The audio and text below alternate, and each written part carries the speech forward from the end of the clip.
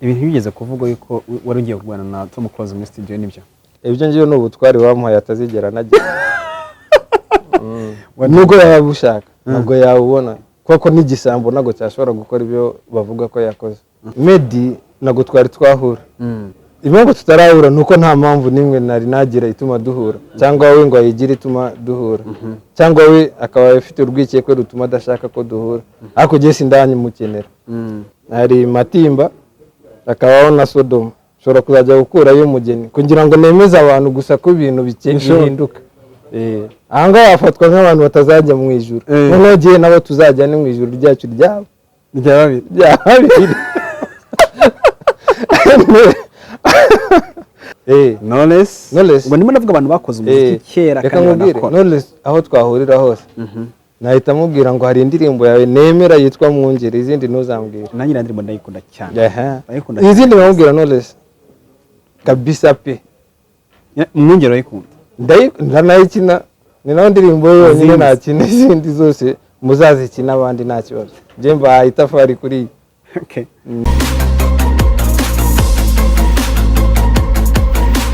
reka nguikaze ukurikira ikiganiro CHAPA kuri ISIBO TV reka nkubwire ngo ni byinshi tugufitiye kandi ugomba kumenya yuko hari byinshi nawe ugomba kumenya cyangwa se kubona cyane cyane yuko ahanga tutumikanya keza kandi icon kamenya ngo ninde turi kumwe icyo nakubwira cyo ni kimwe ntahandi turi ni kuri 525 ni hotel nziza y'ikitegerezo ni hotel ushobora kureba ukavuga uti hari impamvu ushobora kwicara nk'uko tuba twavuze ngo reka tuyicare tubanze tumwe kamwe ushobora kunywa agasitro orange unywa agasembuye byose biba bihari ku bwinshi cyane cyane ko na service zabo ari service nziza cyane rwose hotel nziza y'ikitegerezo umuntu yavuga ngo hari impamvu nawe ugomba kwicara ukavuga uti wow ndi muri 525 tudatinze rero reka nkubwire uwo turi kumwe uraza kumenya ngo ninde Adamz makuru tonto makuru ndakeka ari fresh no guceka gusa ariko ataza kugira ngo ntagombi hamwe kwinjiza bya corona ibintu irimo gukora nawe urabibona ntago wabihamye gusa nyine umuntu abaraho by'agateganyo ubura by'agateganyo kubera iki uteganya nazo no muzaguma burundu ntabwo bishoboka nukuvuga ngo kuri wewe uriho by'agateganyo kabisa yatari mbese wowe kotana n'isi gihe kikagera ukavaho none se wowe ko kirimo kwihereza igihe no so ngira ngo aho ngaho no kugira se nagamira ijambo yavuga ngo ntimuzapfa muzarama ntabwo biri muri Bibiliya se ahubwo nanjye niyo mpamvu mbi Kigali ko yako Yesu yaravuze ngo azadusange mu murwa nanjye ntabwo natinyuka kujya hanze ni hano mpaka ariko ntabwo uzapfa uzarama ngo apana ntabwo nzaramira hano nzaramira mu kindi gihugu ariko atari Yerusalemu Yerusalemu ni ushatse ntabwo DJ Adamz reka tugaruke mu kazi kawe wakoraga ka buri munsi hari abantu bagiye baguca amaboko yego ubwo ndavuga mu kiganiro abo wenda wafashaga kuzamuka ariko hari n'abagenda bagarukaga ko uri umuntu gupinga cyane udashyigikira music yo mu Rwanda uko niko kuri ko nashyigikira umuziki wo mu Rwanda iyo umuntu atazi ikintu hari igihe bigera ahangaho akumva ko icyo atazi ari ikintu kitabaho cyane ko ni ibintu dushobora kureba undi Bob Marley nawe yavuze neza ngo time will tell ugiye kureba n'ibyo ngibyo byose bavuga ngo umuntu yapinze akenshi ni nabyo bagenda bubakiraho barimo kuvuga ngo none se ko wabipingaga ukabona none birimo gukorwa none uko bapinga ngo nago bazi live urana atarimo kuririmba kamubaza okay ibyo ngibyo ndimo kuvuga ubu ngubu harugwa ari byo navugaga muri 2010 narababwiraga ngo nago muzi live ubu ngubu ahubwo nakagombye kuba mvuga ngo hari abatangiye kumenya live none baracyafata 2010 bakagira ngo niho turi kandi turi 2020 hari ibindi twakagombye kuba turimo hari abantu barimo gukora live nkuko nabivuze hari abantu bazi ko indirimbo kuba zishishuye cyangwa se gukora indirimbo zitari izabo ari amakosa iyo nyije nago bimenye muri 2020 ni ibintu bamenye mbere cyangwa se batinze kumenya cyangwa se batashatse kumenya kuri icyo gihe bakagombye ko iyo baza kubikurikiza atariho bakagombye kuba bari kuri iyi saha bako turebye Nigeria ni gutyo yatangiye Kenya ni gutyo zatangiye n'ibindi bihugu u Rwanda nago ariyo exception u Rwanda nago ariho hantu twakavuze ngo umuziki uratinda ngo sinzi ngo umwana aravuka nago hita yuzura ingobyi ibintu nk'ibyo ngibyo so abo bose bagiye bavuga ngo ndabapinga cyangwa ibiki abenshi muri wasanga batanagiye hari bangaho abavuga ko abagiye bakurikiza ibyo bagomba gukora nibo bahari abandi bahari gusa ku mazina wenda niba ari tufate ko ari abahanzi ku izina ry'icyubahiro ariko ntabwo ari abahanzi mu bikorwa nk'abo ni bande uvuga barahari benshi ubwo se Urban Boys babahe Dream Boys babahe bahehe baracyabaho nibura basi Urban Boys barakora Amogiza arakora Safa barakora bakitwa bande Urban Boys barahari Urban Boy Safi niyo yabishoboraga kitwa Urban Boy noneho Dream Boys nabo urabizi ko Platini niyo yari Platini yarahari ariko TMC niyo wakoraga iyo group iyo tuvuze ngo barahari turabaza ngo hits zabo ziri he indirimbo zabo ziri he ushatse kumbwira yuko indirimbo ya Platini shyashya irimo no kubikora neza ya Veronica indirimbo ntago ari kubihari irahari ariko nyine ni Platini ntabwo ari Dream Boys wowe ikibazo nuko basenyutse nabyo ni ikibazo kuko hari impamvu nyinshi cyane zo kuba bari bashoboye ntabwo ari cyo kibazo kuko ubundi bakagombye kuba wenda baranatandukanye kera niba byarasabaga kugira ngo batandukane mbere yuko bagera zagiye zitandukana na magroupe menshi agiye atandukana of course ziratandukana ariko none impamvu zo gutandukana kwabo ntabwo zitandukana ngo abantu bagende barangire baratandukana ariko umwe akagenda agakomeza cyangwa se undi akigira mu bindi gutyo so tubuze aha ngaho mu Rwanda bo byabasabaga kurenga aho ngaho kugira ngo bajye ku rundi rwego cyane cyane ko u Rwanda rufite platform nini no kurusha ibindi bihugu byinshi cyane ndakeka sinzi niba naba nibeshe mvuze ngo urugero nka Visit Rwanda ndakeka na Visit America itabaho na Visit China ibaho na Visit Singapore ibaho haho Visit Rwanda so abantu bose baba bareba u Rwanda ariko bamara kureba u Rwanda ngo harimo iki bagasanga ni ingagi gusa kandi n'ukuntu ari n'abakobwa beza ariko bo bibonera ingagi gusa n'ukuntu twakagombye kuba dufite umuco mwiza ariko ntawo babona kubera ko babonamo iby'iwabo ariko noneho biri mu rurimi rwo batanumva urumva ni ibintu byinshi cyane tugiye muri ibyo bintu byinshi cyane tugereranya umuziki wa kera n'ubu ngubu utubwire ni improvement niba hari improvement cyangwa se niba koko ubona yuko rwose nta kintu kiragirwa tugiye kureba ahubwo hari ibintu bimwe ushobora kwibaza kuko turebye umuziki wa kera tukareba n'umuziki w'ubu ngubu navuga ko abakera akenshi bakoreshaga ubuhanga bwinshi kuresha abo ngubu impamvu mbivuga niki ntabwo ari n'ubuhanga buri aho ngaho wenda navuga ngo ni abantu bavutse bagomba kuririmba ahubwo ni abantu bateguraga ibikorwa bagiye gukora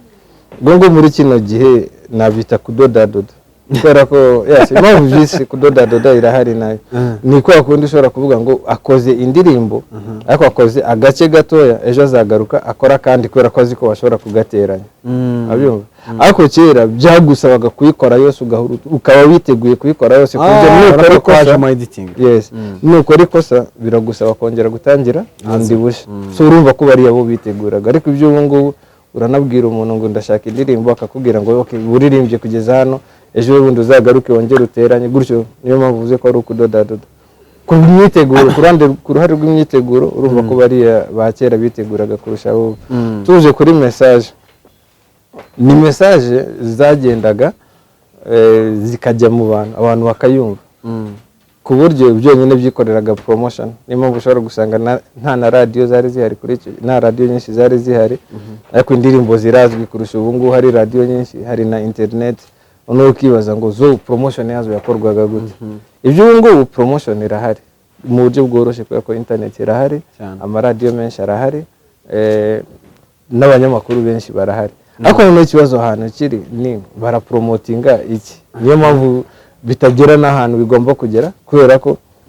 nyine bigenda bihurirana n'ibindi bintu byinshi uko umuziki wo mu Rwanda ujya hanze ni nako uwo hanze uza mu Rwanda so abantu bafite amahitamo menshi kurusha mbere ibintu bigeze kuvuga yuko wari ugiye kurwana na Tom Close muri studio nibyo ibyo ngiye n'ubutwari bamuhaye atazigera nagira nubwo yabushaka ntabwo yawubona kuko n'igisambo ntabwo cyashobora gukora ibyo bavuga ko yakoze ndaguha impamvu mbivuga gutyo aho nakoreraga kuri icyo gihe ni muri etage ya 3 hasi hari rama icyo gihe hari rama itarahinduka za RSSB cyangwa niwe rama ibintu nk'ibyo ngibyo RSSB hasi niho yakoreraga habaga hari abasekirite hasi hagati hari banki yitwa Unguka banki urumva ko naho habaga hari abandi basekirite hejuru kuri radio nago navuga ngo hari abasekirite kuko nigiye babaga uhari ari giye ushinzwe nyine umutekano waho ngaho kubera ko nigiye uhari nanjye uri buharare ariko mbere yuko winjira utaranagera kuri reception byasabaga gushyiraho igikumwe kugira ngo ukingurire umuntu byonyine yinjire muri reception. None wamara kwinjira muri reception hari corridor, iyo corridor nayo hari guteraho igikumwe kugira ngo ushobore kurenga iyo corridor none ukomeze ujye kuri studio. None wanagera kuri studio hari nanone ikindi gikumwe kugira ngo ushobore kwinjira muri studio. Aho hose urumva ko uba yararenze aho ngaho kandi agasohoka ari amahoro nta n'ikintu bazo cyabaye usibye nda ejo twavugiye hariya. Urumva ko aho ngaho hatatu kumukingurira ni giye wabikoze. Urumva naho ngaho handi yagiye aca kuri abo ba security. Umuntu yagombaga kuba yababwiye ngo hari abandi bantu bari buze nyuma y'abo ngabo turi kumwe hano muri studio. Bivuze ko n'undi ajya kuza nawaje kubwira abantu ngo okay, ntabwo navuze kuri radio, nabibwiye nyine abashinzwe umutekano aho ngaho ko hari umuntu ugiye kuza ko nari mbizi ko ari buze. So ni nanjye wamukinguriye, ni nanjye wakoze buri kimwe. So ibindi bamuhaye aho ngaho n'ubu twari atasho nubwo yabishaka nawe urabyumva ko nta kuntu ushobora gukingura ahantu asaba igikumwe kuko nta gikumwe cyaho yari afite, kandi nta wundi mukozi wari uhari ku buryo yamukingurira. Kimwe nuko iyo uri muri studio nawe urabizi ko uri muri studio ntabwo ari buri muntu wese winjiramo aho ngaho keretse wowe wahereye uburenganzira. Ariko navuga yuko hari ikibazo cyari kiri hagati yawe na Tom Close. Ntabwo nigeze ikibazo niba yakigiranye nanjye igihe sinigeze nyigirana nawe. Kubera iki se? Nuko utakinaga indirimbo ze? Oya, ahubwo nari gukina izihe si ko atazo yari afite.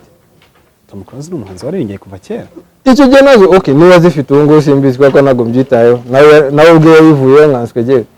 we yigiriye mu kuvura, yigiriye mu buganga. Je nibereye mu muziki. Ubwo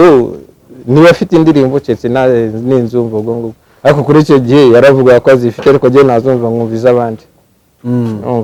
Sinzi ibiki byonyine mubajije ndakeka ari umuntu w'umugabo, ari umuntu ugomba kuvugisha ukuri. Mubajije wenda byabiza mumubaje kuko je kubisubiramo kenshi mwaramuhaye ubutwari nk'ubwo ngubwo hari igihe bisa nkaho ari ukumubesha cyangwa kubesha abantu. Nari ndi muri studio nandi kumwe na Cheka Kamishi, nandi kumwe n'undi witwa Inspector Lewis, bari muri group ya kera yitwa SKC. Nandi kumwe n'uwitwa Pifla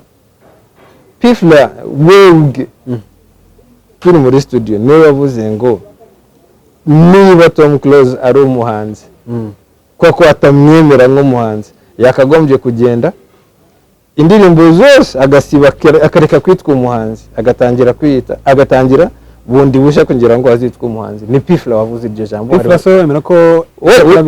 ibyo ndimo ndagusobanurira ni Pifla yagenze. Ni Pifla wayivuze kuri radio. Ariko none ko ari mu kiganiro cyanjye gisanzwe kimenyereye cyangwa se abantu bari basanzwe batekereza ko ari cyo gupinga bivugwa gutyo none aza none gori wabyumvise. Maramugori Tom Close yari afite abantu bamwumvira, sinzi n'ubwo niwe bari bumwumvire bongere bamubwire ngo none bongeye baravuga. Niwe bamubwiye ngo uzi ko bakuvuze. None byo ikintu cyatumye nanamukingurira handi ya hose nuko ngira ngo aze asobanure ko koko niba atari umuhanzi nuko Pifla yabivuze umuhanzi mugenzi atari nanjye wabivuze. So we niwe yarangize ngo kujya kuri microphone ya radio niho kujya kuri microphone yo kwa Rikiriki. Waraza ndamwireza ngo okay ngaho vuga. Ibyo yavuze niwe bizi ngo abanyarwandakazi ibintu birimo kuvugirwa hano ni by'umuntu ni abantu basinze, ni abantu banywa inzoga babivuga kubera inzoga n'ibindi n'ibyo byose. Nitanebuka neza ko inzoga nkunda kuzinywa koko ariko ntajya nzinywa ndi mu kazi. Ndi mu kazi ntabwo nshobora. None kuri ayo meza nta naji yari hari none. Ba Pifla yari bahari, Inspector Lewis yari ahari, ndakeka na Kamishi yari ahari. Ije n'ibintu bo bari bahari bashobora gusubiramo niba agiye mbesha bo barahari. Ariko nawe niba atinya Imana yabisubiramo akavuga ngo koko niba yarabisanze aho ngaho. Nta muntu wabihishe, nta n'umuntu wateganyaga ko hari ikibazo ariko ni studio ntabwo ari akabari. So ibindi yavuze avuga ngo abantu bari hano inzoga ibiki nyuma yaho mwagize umwanya nimara kuganira kugira ngo iki bintu byaba ikibazo hagati yanyu bikemuke. We niwe wagombaga kujya kuganiriza abo yakoreye amakosa kuko je nta kosa yankoreye. N'undi yaraje mu microphone ndanamubwira ngo okay sasa rero niba ari cyo cyari cyakuzanye none sinari nagutumiye niwe wizanye gusa naguhaye nashatse kukubaha kugira ngo uze uganire ariko niba ari ibyo nyine wewe vuga amagambo nagushirana kuko ndabizi ko yagushirana agiye nabwo yanshirana usohoke nkuko waje yari ari kumwe n'abandi basore batatu babiri ari witwa Abdul hari n'undi ntibuka izina rye nyine barasohoka barigendera nta kindi bari gukora but after that we yasan icyo gihe ndakeka yari yatwaye guma nibwo nyine bumvaga ko ari we muhanzi ukaze mu Rwanda kandi iyo guma n'undi yari yari simukadi gutoresha simukadi nago yari yindi ngo n'ubuhanga we yagomba kujya gusobanurira Bralirwa ibintu yakoze niwe wari ambassador wa Bralirwa kuri icyo gihe aza no gusobanura kuri radio ibintu yakoze je nta kintu nagomba nose je nagomba gusobanurira niwe yakoze amakosa niwe yanasabye abafana imbabazi je nari gusaba imbabazi zirihe kosa wenda ibyo ngibyo biratugara ku kintu kigaragara cyagiye kigaragara no mu kiganiro cyawe kivuga ikintu cyo gupinga umuziki nyarwanda bamwe bakavuga ngo uri mu bawusubiza inyuma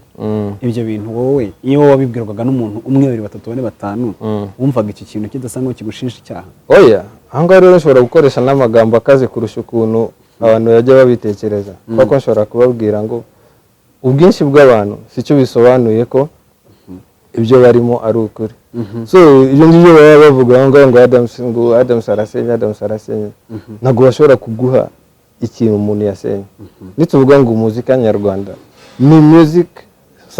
mu Rwanda yo irahari ariko music nyarwanda yo ni nkeya cause hari ikintu igomba kuba ifite kugira ngo yitwe inyarwanda cyane naho kuvuga ngo ni music gusa yo iruzuye mu Rwanda irahari nawe ushobora kugenda ugasanga Davido ushobora kugenda ugasanga abo baton close ushobora kugenda ugasanga ba Riderman ushobora gusanga ba Knowless n'abandi ni benshi ba Mani Martin baje la Senore n'ibiki ariko no gushobora kuvuga ngo bari ngo nabahanzi nyarwanda gusa ngo kubera ko aririmba mu rurimi rw'ikinyarwanda nese ushatse ko ba Riderman atari umuhanzi Knowless ahubwo bivuze ngo haye ingero ndakubwira ngo kungira ngo indirimbo yitwa inyarwanda nago bisobanura ko gusa uwo muntu wayikoze ari umunyarwanda bisaba ko nayigira bisaba ko iba ifite akantu ka kinyarwanda kuko uwo ari wese yakora indirimbo ariko indirimbo ziri modern zirahari kandi umuzi kuririmba mu Rwanda zirahari nyinshi none zo ntabwo wemeranya nazo izihe indirimbo muziri modern kandi usanga umuntu afite ate n'indirimbo nijwe of course zirahari za Mani Martin zose ni nyarwanda Jira Senore nawe arazifite nyinshi ziri ariko buri gihe uyivuze mbona usa nkaho garuka ku ndirimbo za gakondo ntabwo ari gakondo kuko ngo na pana zirimo gakondo zigomba kuba zifite igicurangisho gakondo kugira ngo iyo ndirimbo ibe inyarwanda zigomba kuba zifite ahantu zihuriye n'akantu ka kinyarwanda kugira ngo iyo ndirimbo yitwe inyarwanda no gushobora kuvuga gusa ngo kubera ko uzi ururimi ibyo bitumye uba umunyarwanda kimwe nuko nzi icyongereza wowe uzi igifaransa ariko ntabwo genda umwongereza ngo wowe ube umufaransa twese turi abanyarwanda biriya n'ibintu ushobora kwiga ukamenya no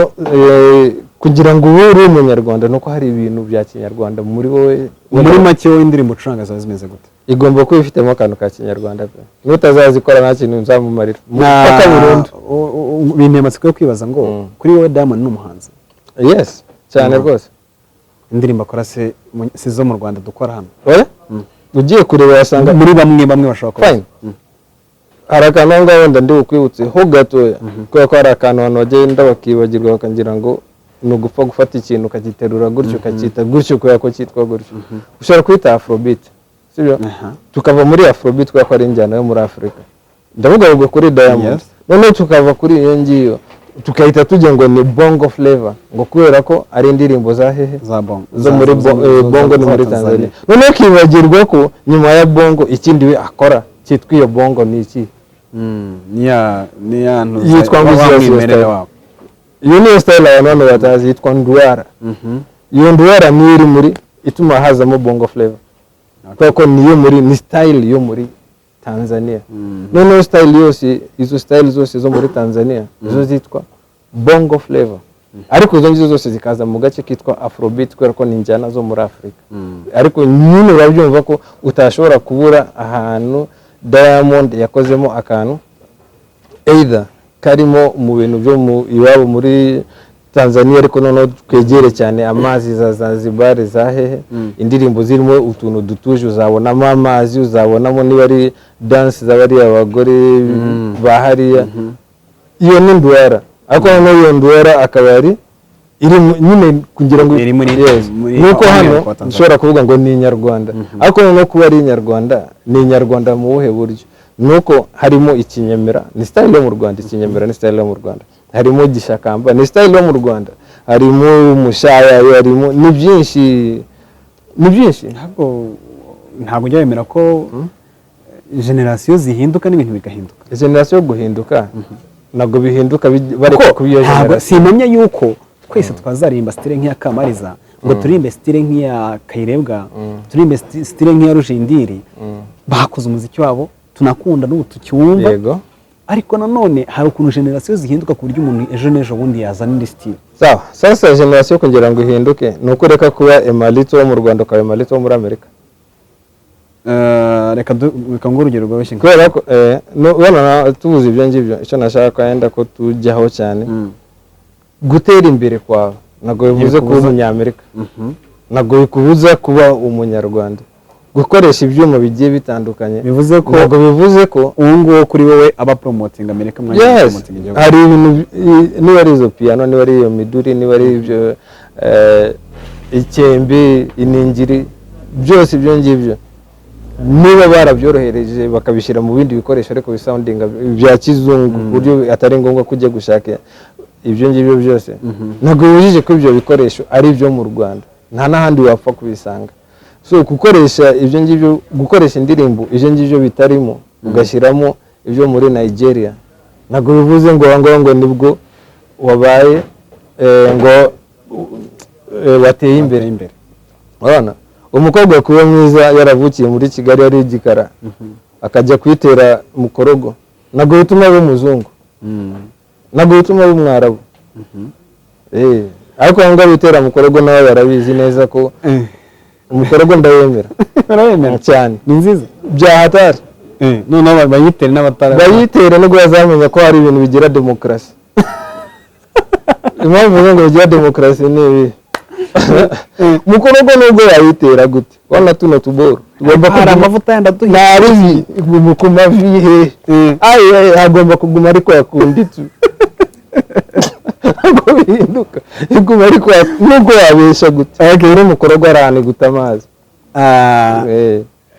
reka twigire gatoya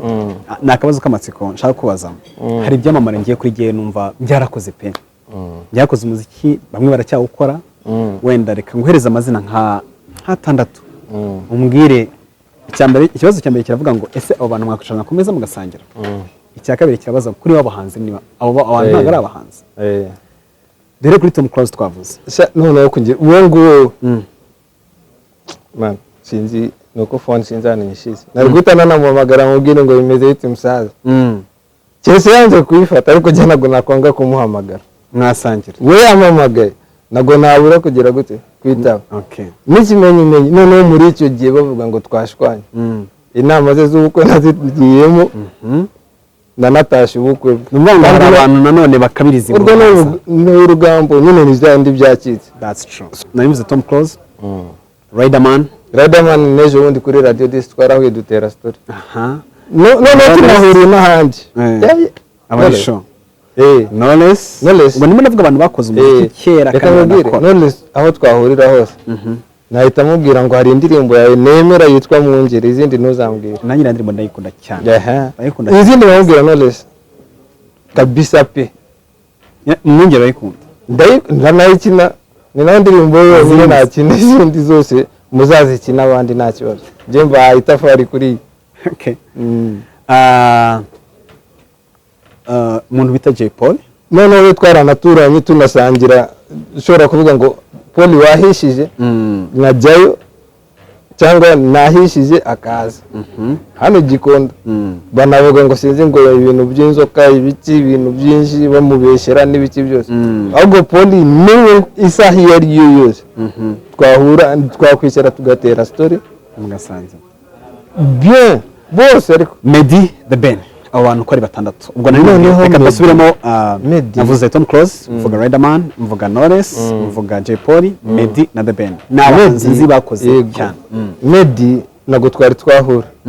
impamvu tutarahura nuko nta mpamvu nimwe nari nagira ituma duhura cyangwa we ngo ayigire ituma duhura cyangwa we akaba afite urwikekwe rutuma adashaka ko duhura ariko je sindani mukenera Ben hashize nk'icyumweru kimwe tuvuganye cyangwa bibiri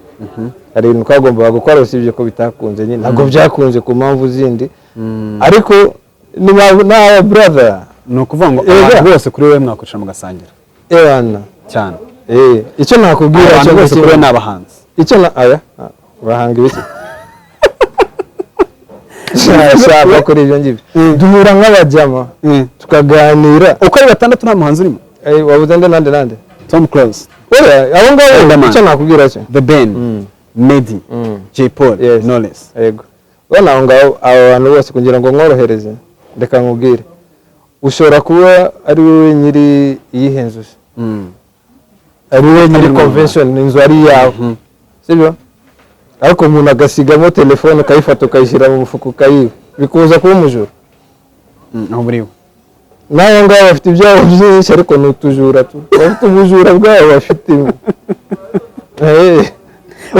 bose uko bangana uko ari batandatu nta n'umwe uvuye nta n'umwe ushaka wongeraho n'abandi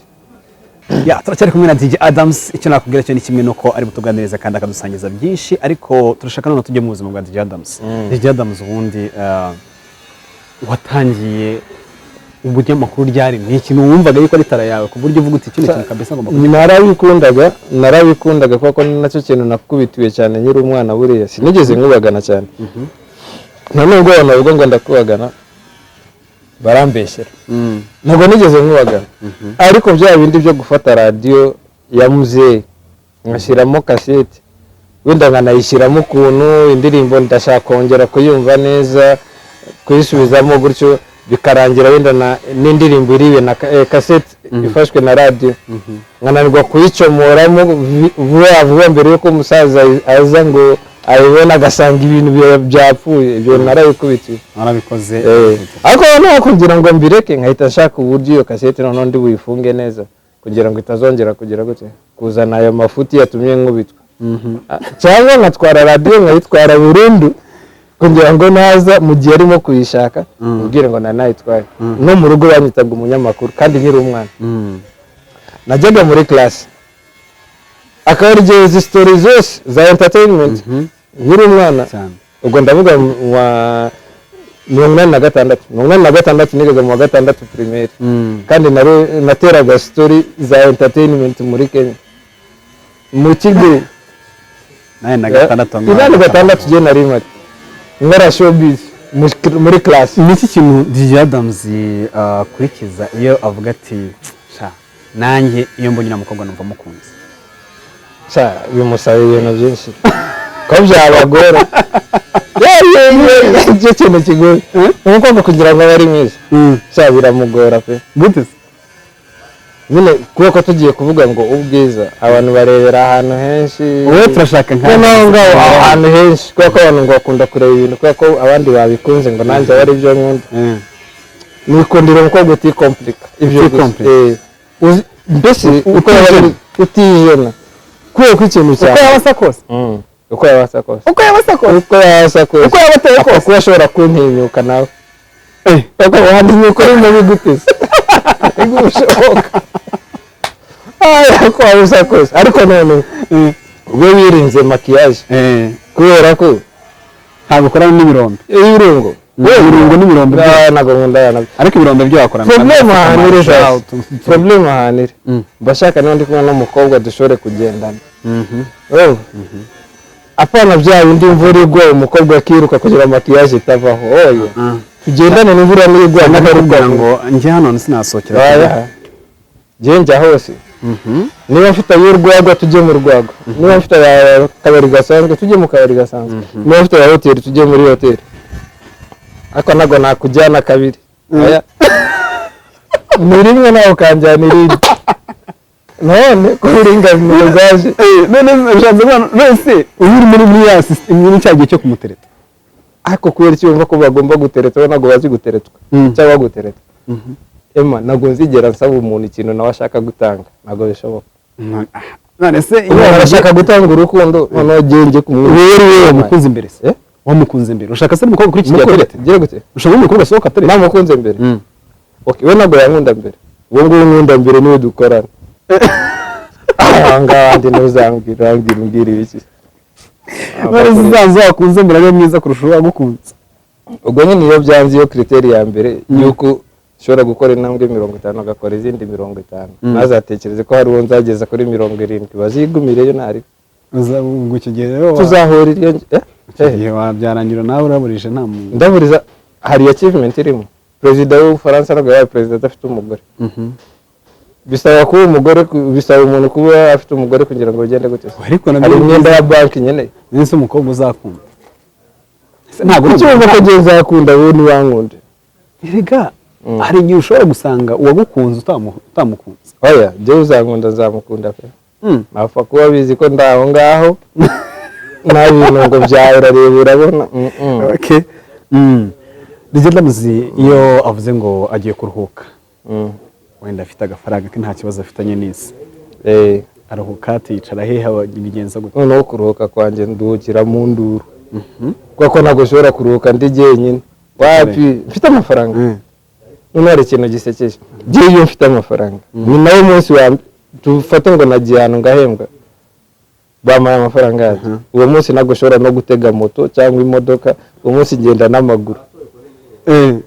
uwo munsi ngenda serebura ku buryo n'undi muntu wese ari bumenye ko ndimo guserebura uwo munsi ndaserebura iyo ufite ikibazo we duhuye kuko hari n'igihe mba afite utudeni buriya iyo nabanje kubona amafaranga ikintu cya mbere nkora ni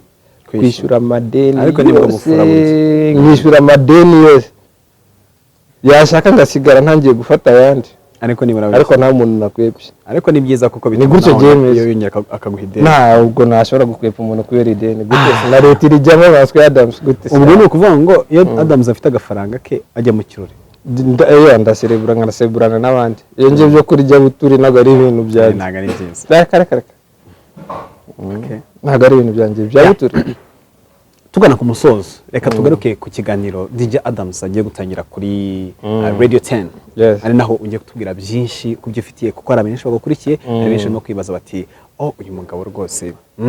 hari ibintu abantu batari bamenyereye cyangwa se abantu basanzwe bumva ngo saa sita ni uguteka saa sita ni ibiki ni ibiganiro biri ahantu hose ni ikiganiro nigeze gukoraho kera cyitwa The Lunch Hour Jams ariko ubu ngubu naragihinduye narubwo nagiye yagihinduye kuko ni radio nagiye ifite ikiganiro cyitwa 10 Connect ni kuri radio 10 n'amasaha ya saa sita abantu bose bishizemo kwa bya bindi ni nk'abacuruzi b'amabutike ngo bose ni amata na fanta bikonje n'udafite firigo kandi kariya ngo amata na fanta bikonje cyangwa ugasanga hariho n'icyayi ngo amata na fanta n'icyayi bikonje ukibaza umuntu uzaza kunywa fanta icyayi gikonje ni birare ibyo ngibyo so jewe ushobora kujya hariya icyambere mu muziki uzakurikira azambwire gusa ntabwo ushobora kuba kabiri no kuva kera sinigeze mbuwa kabiri no muri class sinigeze mbuwa kabiri ku muziki nihagira umuntu uzaza gutya imbere azambwire ngo yabaye wa mbere nzayamanika mubwire ngo musaza nyigisha utemeze ntabwo nawe urakwemera hari ibintu ikintu yo imibare ntabwo ibeshya imibare ntabwo igibeshya ubajije abantu batanu ngo ziriya ndirimbo nziza n'izi barakubwira imibare ntabwo igibeshya so jewe ikiganiro basically kiba kirimo indirimbo nyinshi cyane zitandukanye R&B kuwa mbere R&B menshi cyane kuwa mbere kuwa kabiri nyafrika kuwa gatatu rock nusanga ahantu hari rock uzambwira old school nanjye ubwanjye ndi umusaza ntabwo ari naguha nk'urugero indirimbo za Tupac zo muri za 96 mu gihe abantu bavuga ngo man kera habagaho indirimbo je nazumvaga bavuga ngo none uzi indirimbo Tupac yazanye ya danje ntaranayitunga nkajya kwishaka mu gihe ngo barimo kuzishaka bavuga ngo ni indirimbo zari zikaze so hari abantu batekereza ngo mu masaha ya saa sita ni uguteka gusa ni ibiki fine nawe biganiro byose byasibye birumvikana ibyinshi ni gutyo bimeze ubu ngubu umukobwa ugiye gusanga hariya nibyo akora mwaraganiriye uwo mugiye gukorana ikiganiro ariko kuganira ni ubwa mbere ugiye gukorana n'umukobwa Adam? oya ntabwo ari ubwa mbere kuko nigeze gukora n'undi mukobwa kuri Hot FM ariko yari amasaha ya nimugoroba ubu ngubu nawe arahari mu masaha ya kumanywa ariko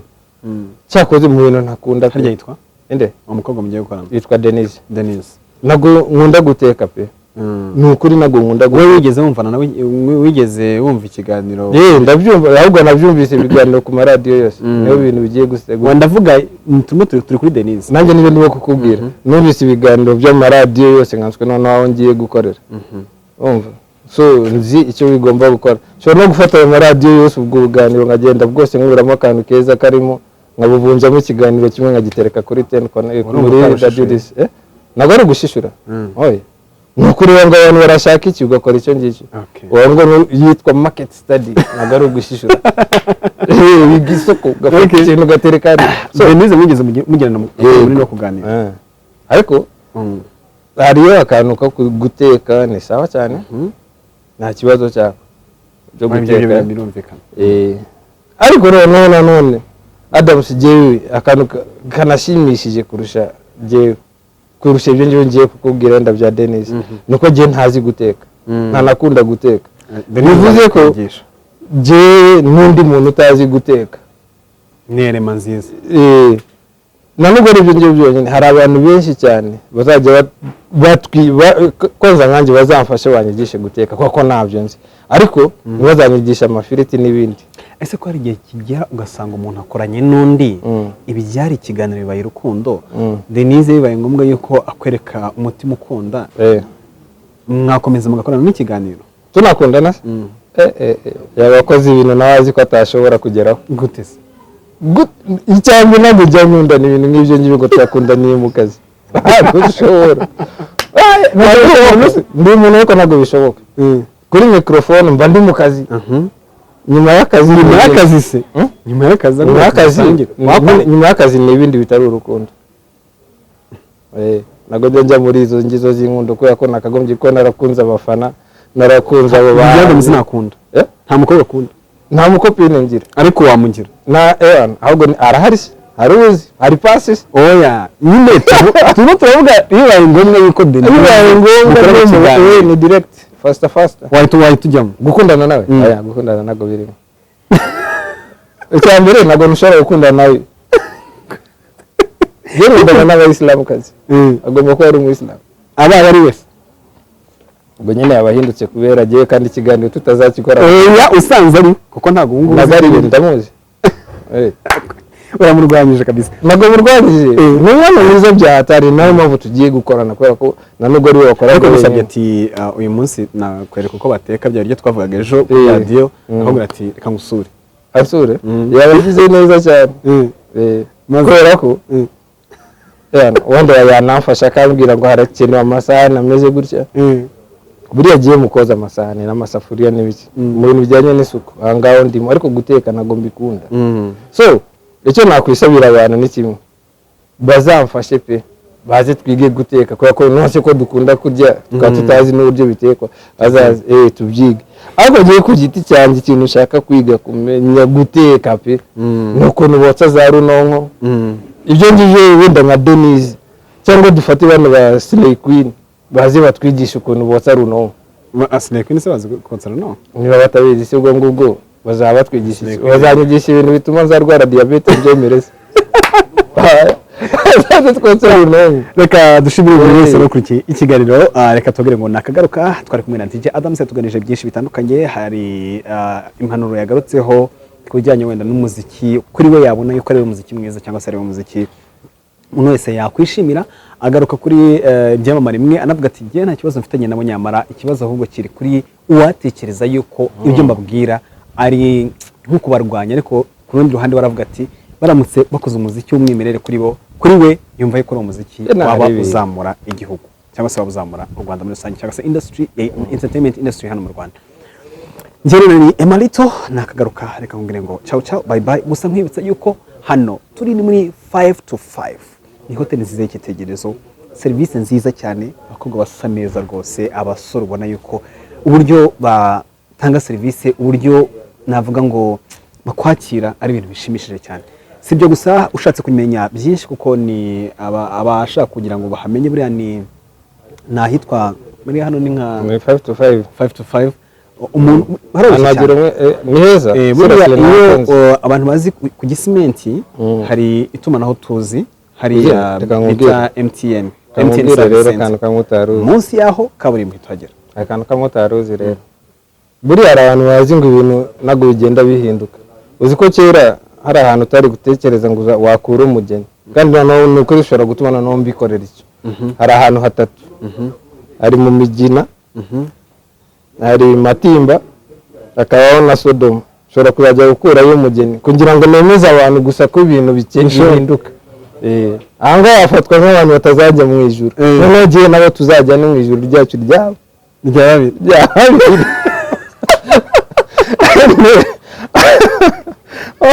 aho zakora umugeni Migina none mu Migina Sodoma cyangwa Matimba ari Nyamirambo kuri Magengo ngo Matimba aho ngaho handi bavuga ngo abantu bagurisha urukundo ubwo nagenge ndo barompera ubuntu nibwo abantu bazemera ko ibintu bibaho uwo mugeni waba kuya ameze ate ko Adam yaba yararushye ibyo ngibyo byitwa kubesherwa tutayeshanye ushobora kunsanga nawe kuri YouTube nitwa DJ Adamz Rwanda, Instagram DJ Adamz Rwanda, Twitter DJ Adamz Rwanda, Facebook DJ Adamz Rwanda, nanjye DJ Adamz Rwanda. Man dukunda abanyarwanda man. That's it. Ciao ciao, bye bye, nakagaruka.